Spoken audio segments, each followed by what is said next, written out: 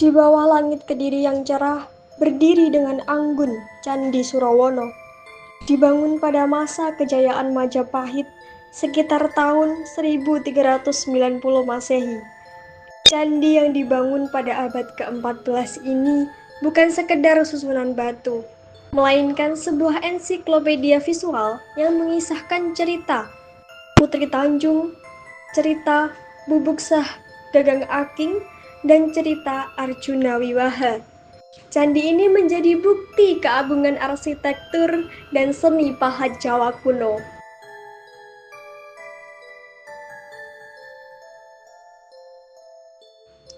Menariknya, di saat yang hampir bersamaan, di benua Eropa tengah berlangsung pembangunan Katedral Milan di Italia. Dua karya arsitektur megah ini, meski terpisah ribuan mil jauhnya, sama-sama mencerminkan kejayaan peradaban di masanya.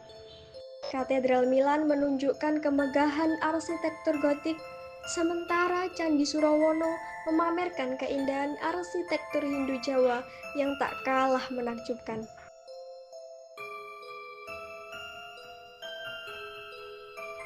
Setiap sudut candi ini menyimpan kisah. Relief-reliefnya yang menakjubkan mengisahkan cerita Putri Tanjung, sebuah kisah tentang pengkhianatan dalam sebuah hubungan.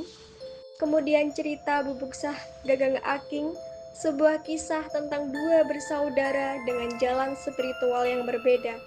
Di sisi lain, pahatan megah menggambarkan epos Arjuna Wiwaha, mengabadikan perjalanan Arjuna dalam mencapai kesempurnaan spiritual.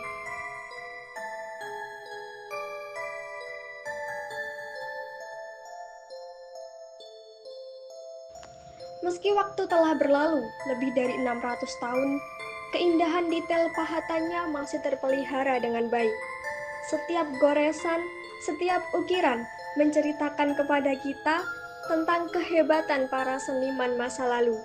Mereka tidak hanya menciptakan karya seni, tetapi juga mewariskan pesan moral dan nilai-nilai kehidupan yang masih relevan hingga kini.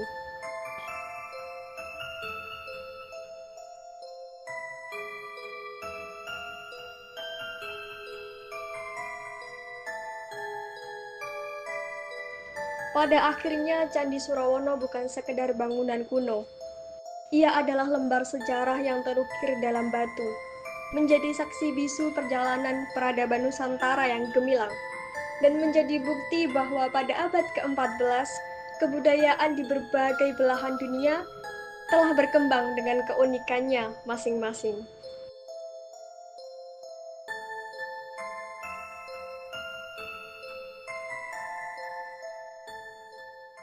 Ada yang bisa saya bantu, Mbak? Oh iya Pak, Iya. kebetulan saya dari Ulas Sejarah Kediri ingin mengulas tentang Candi Surawono ini. Sebelumnya perkenalkan dulu, saya Amanda Kailila. Oh gitu. Dengan ya, Bapak siapa? Saya Bapak Zainal Abidin sebagai juru pelihara Candi Surawono. Oh Bapak Zainal Abidin Iya. ya. Saya di sini ingin Pak mengulas atau mengeksplor tentang candi ini tuh seperti apa, seperti itu. Gitu. Terus Ya. kemudian kalau boleh tahu gimana sih Pak sejarah dari candi ini? Untuk sejarah dari berdirinya Candi Surawono ya kita ngambil tahunnya dulu ya, sekitar tahun 1361. Prabu Hayam Wuruk itu pada waktu perjalanan ke Candi Penataran itu singgahnya di Curabawan untuk mengenang jasa dari pamannya yang meninggal pada tahun 1388 dengan nama Brewengker. 1400 baru dibuatkan candi. Kenapa kok baru dibuatkan candi? Nah, biasanya selisih dari 12 tahun, 1388 ditambah 12 tahun, berarti kan 1400 baru diadakan upacara seraga pembakaran mayat, baru dibuatkan candi. Istilahnya untuk naruh abu mayat dari Brewengker itu sendiri. Oh, jadi seperti itu ya Pak Iya. sejarah. Tadi kan Bapak sudah menjelaskan seperti apa sejarah candi ini.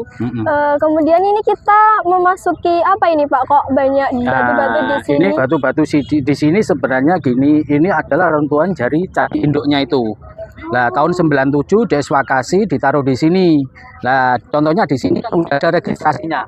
Semua kalau ada pemugaran tinggal ngambil dari sini ditaruh di sana. Nah, ini udah di kelompok-kelompokan, bagian lapis bagian mana dan bagaimana gitu. Kayak contohnya ada di situ ada arca nawasanga, itu biasanya di pojok-pojok seperti itu. Oh, jadi ini itu pecahan dari candi induknya seperti itu ya, Pak? Iya. Oh, lalu apa kita boleh masuk, Pak, ke dalam candi induknya? Bisa. Kita langsung Ya, jalan aja ke langsung sana. aja kita Iya. ke sana ya, Pak.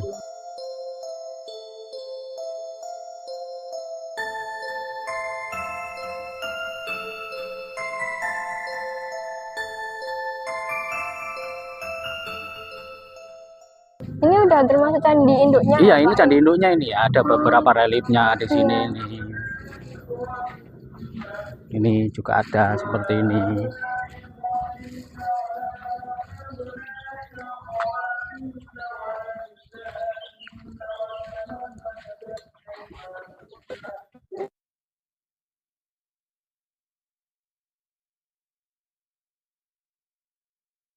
Ya, Bapak ya. Induknya.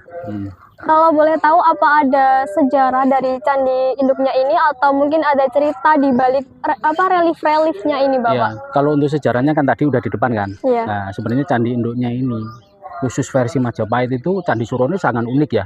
Kalau Majapahit itu biasanya ramping-ramping. Kalau khusus untuk Candi Surowono sendiri berbentuk tambun agak gemuk. Tetapi di sini juga mempunyai beberapa cerita. Khusus untuk Candi Surowono itu banyak cerita. Kalau candi-candi lain versi Majapahit cuma satu cerita.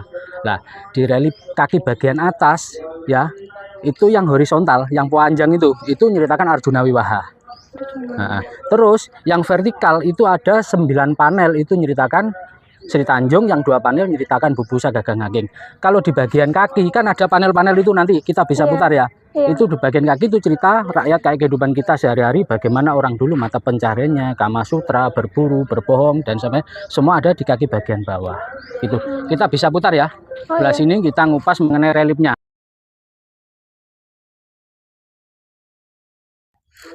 Ini yang pertama ada relief apa ya, Pak, ini? Ini ya, yang bisa sampai lihat di depan ini adalah relief dari Sri Tanjung ya. Nah, ini ada seorang putri yang naik ikan, itu adalah arwahnya dari Sri Tanjung setelah dia dibunuh sama suaminya karena dia dapat fitnahan bahwa dia selingkuh dan sebagainya. Akhirnya suaminya kalah, terus Sri Tanjung dibunuh, arwahnya naik ikan dugong itu.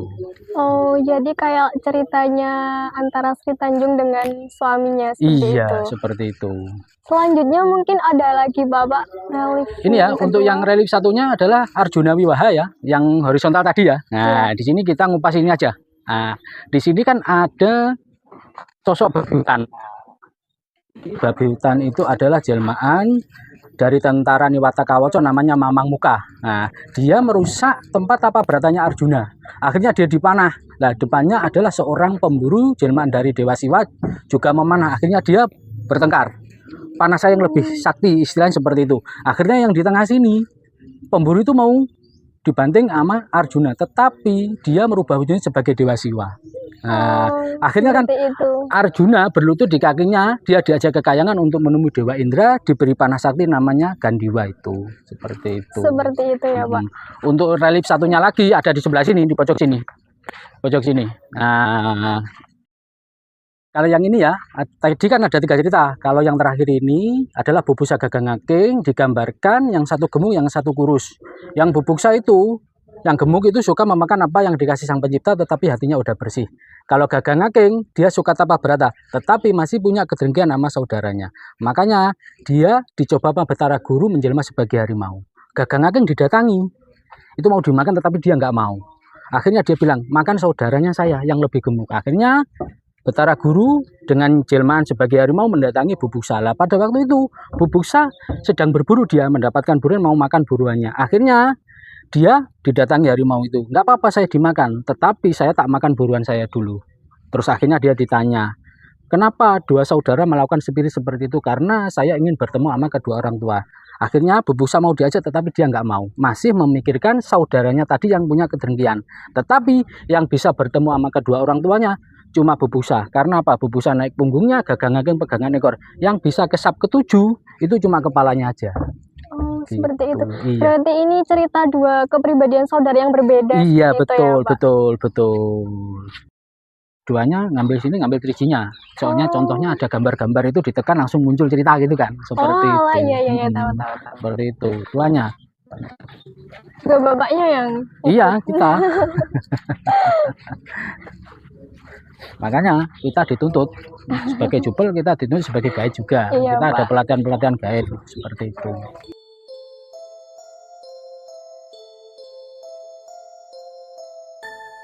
Tadi kan Bapak sudah menceritakan dari awal gimana sejarahnya candi ini, kemudian kita di depan sudah menceritakan tentang pecahannya tersebut, di candi induknya juga sudah, relief-reliefnya ada 3 tadi. Kemudian kalau boleh tahu Pak, di sini itu ada nggak sih ritual yang masih dilakukan? Kan mengingat ini adalah tempat bersejarah ya Pak. Apa mungkin masih ada ritual yang dilakukan di sini? Kalau untuk ritual di sini sebenarnya masih ada, cumannya bukan orang sini, tetapi orang pendatang ya. Biasanya dia tujuannya apa? Biasanya yang dikejar di sini itu derajat pangkat. Nah, dia ke sini membawa sesaji dan sebagainya yang diminta oleh eyangnya sini. Akhirnya ritualnya di depan situ, di depan tangga itu. Tetapi ada juga yang naik di atas. Biasanya yang naik di atas itu kayak guru spiritualnya. Dia untuk pembersihannya dulu, baru dia turun, baru dia ngadakan spiritual seperti itu. Terutama orang Bali ya. Orang Bali kalau dia udah sukses ya, dia mesti datang mencari leluhurnya yang ada di sini itu. Seperti itu. Oh, berarti lebih ke ritual individu ya Pak? Iya, orang ritual yang individu. ingin apa gitu untuk seperti itu. Kemudian Pak, ini kan candinya kan masih sangat terawat ya Pak. Apa ada perawatan khusus dari para guide-nya di sini atau mungkin siapa gitu Pak? Kita gini ya, kita sebenarnya sebagai jubel itu tugas kita sebagai perawatan ya. Misalnya juru pelihara, kita setiap hari pembersihan ya. Untuk biasanya hari Senin kita potong-potong rumput. Kalau khusus untuk hari Jumat kita pembersihan konservasi untuk khusus candi ya. Kita pakai manual. Kalau kita pakai zat kimia kita nanti ngikuti kantor. Kalau kantor itu skalanya 5 tahunan sekali. Kalau kita tiap hari terutama musim hujan kita mesti ngorek ya, pakai sapu lidi, terus kita kasih air, kita korek lagi seperti itu. Oh, seperti itu ya Pak. Jadi supaya tetap terjaga ya Iya, Pak ya, betul, seperti betul, itu. betul. Kemudian apa Bapak ada pesan dan kesan atau pesan untuk para masyarakat atau mungkin para pemuda tentang bagaimana Candi Surawana ini? Kalau gini ya, untuk pesan untuk para pemuda atau mahasiswa atau pelajar ya, kita saling menjaga karena apa?